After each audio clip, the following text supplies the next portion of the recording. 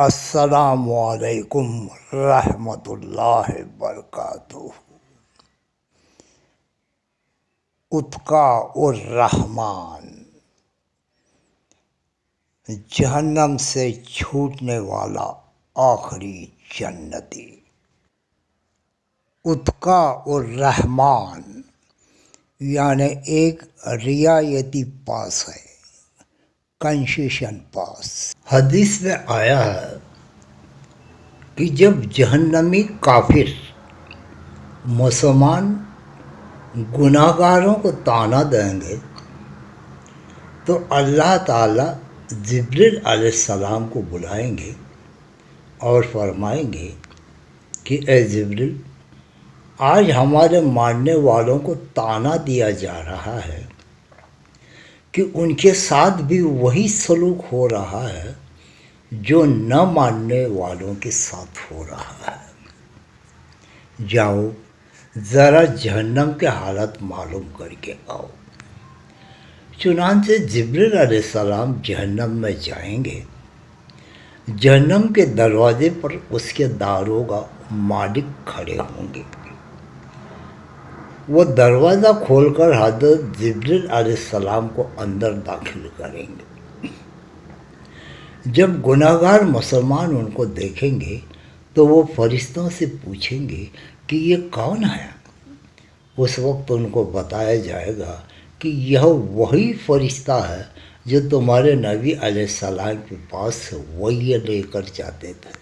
جب ان کے پاس نبی رحمت صلی اللہ علیہ وسلم کا تذکرہ کیا جائے گا تو اس وقت گناہ گار لوگوں کو نبی علیہ السلام کی یاد آئے گی اور وہ کہیں گے واہ محمدہ۔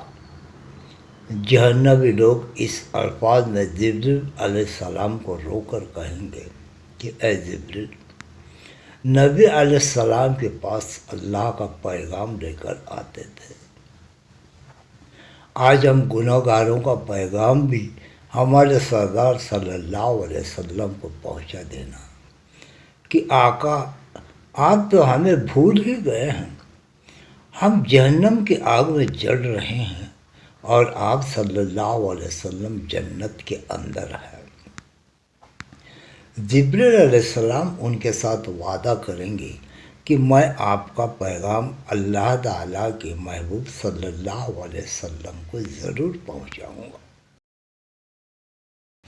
چنانچہ جب جبریل علیہ السلام جہنم سے باہر آئیں گے تو اللہ رب العزت فرمائیں گے جبریل، آپ نے میرے محبوب صلی اللہ علیہ وسلم کے گناہ گار امتیوں سے جو وعدہ کیا ہے اس وعدے کو نبھانا ضروری ہے۔ لہذا جبریل علیہ السلام جنت میں جائیں گے۔ اس وقت نبی علیہ السلام جنت الفردوس میں انبیاء کرام کی مجلس میں ممبر پر تشریف فرما ہوں گے۔ جبریل علیہ السلام کو جب آپ دیکھیں گے تو فرمائیں گے اے جبریل، آج کیسے آنا ہوا؟ جبریل علیہ السلام عرض کریں گے کہ میں آج آپ کی امت کے گناہ گاروں کا پیغام آپ کے پاس لایا ہوں۔ جب نبی علیہ السلام یہ سنیں گے کہ میری امت کے کچھ گناہ گار ابھی بھی جہنم میں ہیں تو آپ حیران ہوں گے کہ اچھا مجھے تو خیال ہی نہیں تھا۔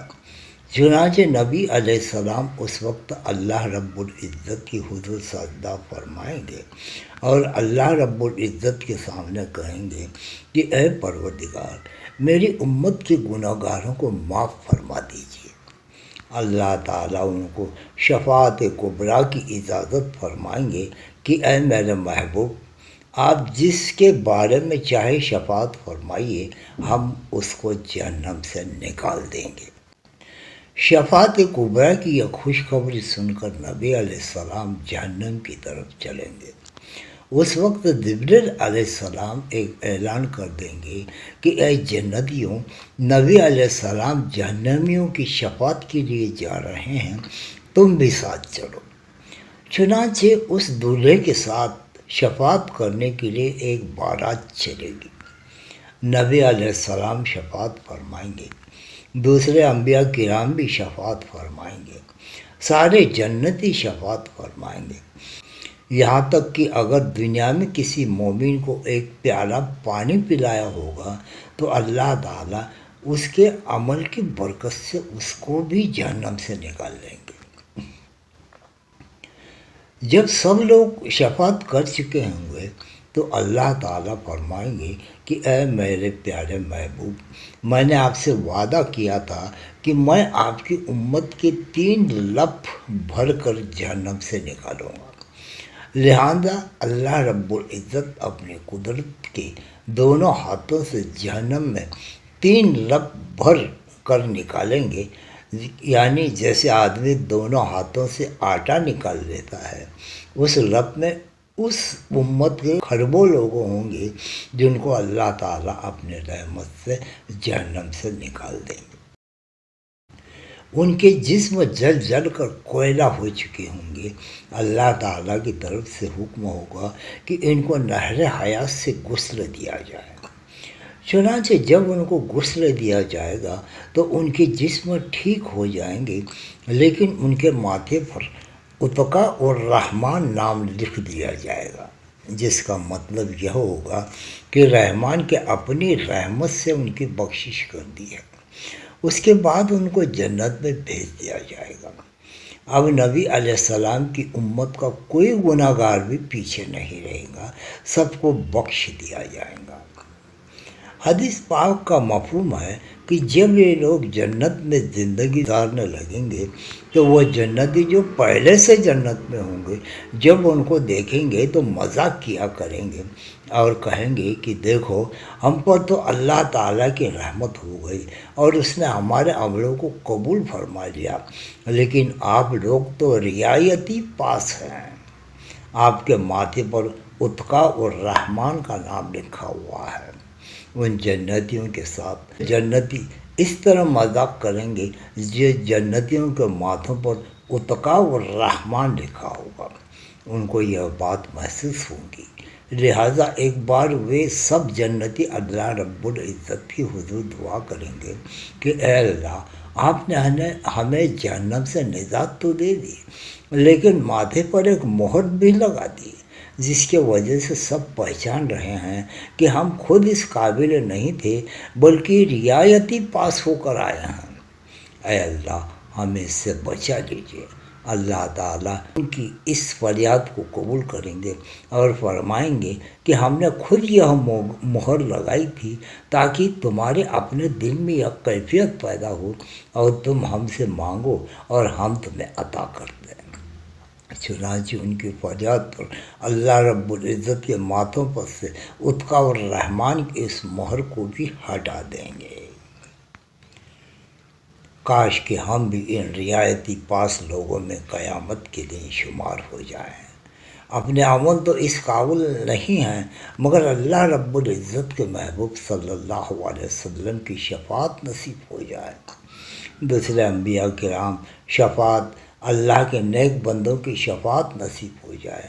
کاش اللہ کا کوئی ایسا بندہ دنیا میں ہمیں بھی پہچاننے والا ہو، ہم بھی کسی کی پہچان میں آنے والے بن جائیں، جو قیامت کے دن ہمیں جہنم میں جلتا دیکھے تو اتنا کہہ دے کہ ایک اللہ یہ مجھ سے تعلق رکھنے والا تھا، یہ میری عزت کرتا تھا، آپ میرے ساتھ رابطہ رکھنے والا تھا۔ کاش کہ کوئی ایسا کہہ کر ہمیں بھی جہنم سے نکالنے والا بن جائے۔ رب کریم سے دعا ہے کہ پروردگار عالم ہمیں اپنے رحمت سے قیامت کے دن اس رعایتی پاس لوگوں میں شامل فرما لے۔ ہمارے اعمال تو اس قابل نہیں، البتہ اللہ رب العزت کی رحمت ہی کا سہارا ہے، اور محبوب صلی اللہ علیہ وسلم جن کو اللہ تعالیٰ رحمت للعالمین بنا دیا، دل میں تمنا ہے کہ اللہ اسی نبی رحمت صلی اللہ علیہ وسلم کے صدقے میں ہمیں شرمندہ ہونے والوں میں شامل نہ فرمائے، بلکہ ہمیں اپنے رحمت سے حصہ پانے والوں میں شامل فرما دے۔ آمین ثم آمین۔ یہ بیان ہم نے خطبات ذوالفقار صفحہ 7/88 اور پیج نمبر 104 سے لیا گیا ہے۔